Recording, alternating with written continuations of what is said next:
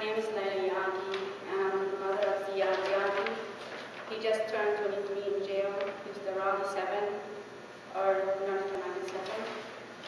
I'm going to read something that I wrote, and then I'm going to read poems also I wrote for my son and the prisoner's moms. Often I lay in bed motionless, thinking of what happened to my son and me. Then tears just seem to drop endlessly. I get sick every time I receive a letter from him because I'm too nervous to open it. Because the aftershock of my son being held in a cold, small cell for almost 2 years for a simple trip he took overseas is horrendous.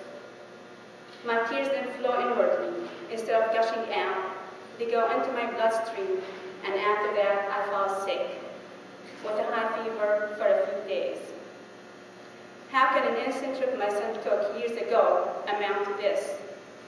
My son Ziad Yaghi, a normal, loving child, was anxious about learning Arabic and visiting family members, decided to go overseas. Who would have known that an innocent trip like this would create rivers of tears?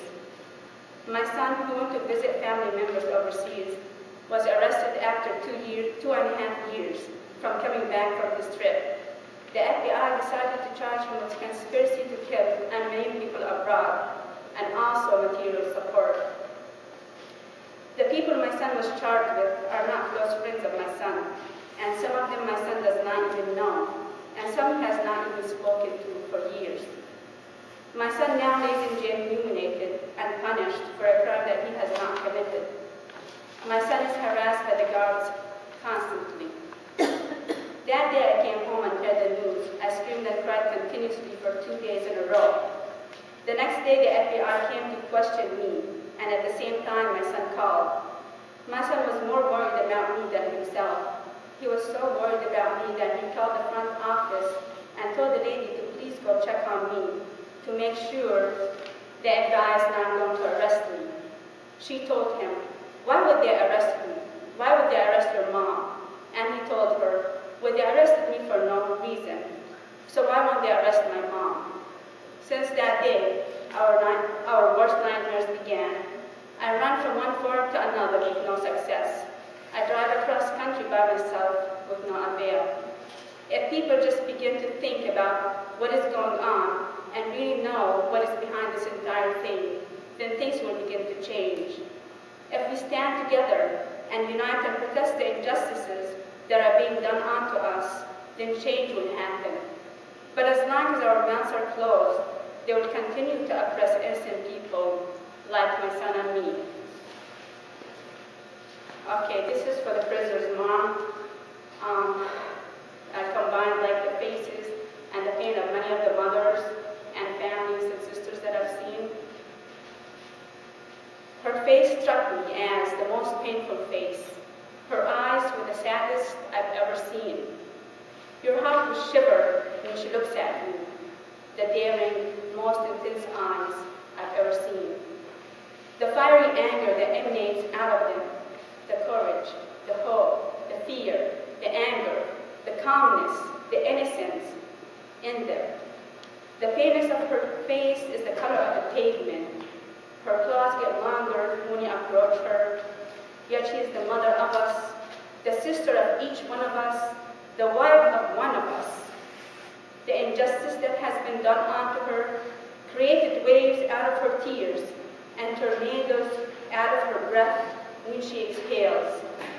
Her hair will whip you, wind around your neck, and entangle you like grapevines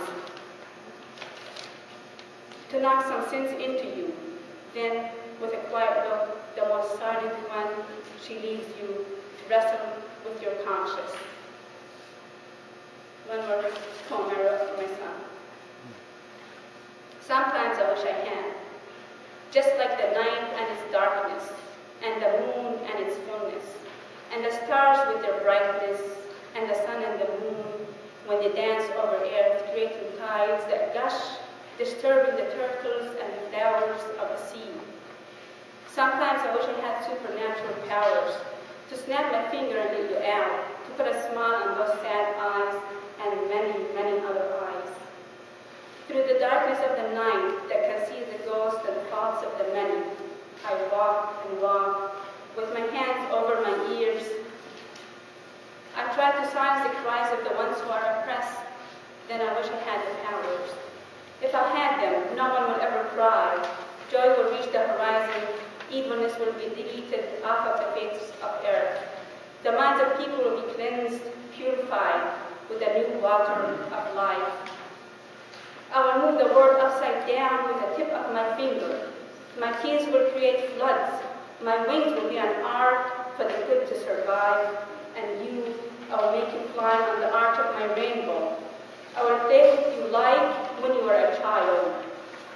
How you like to bounce on my feet, fling you up in the air, bouncing you on the tip of my toes, holding you up high, watching that smile that was painted on your beautiful face beneath those big green eyes. Thank you.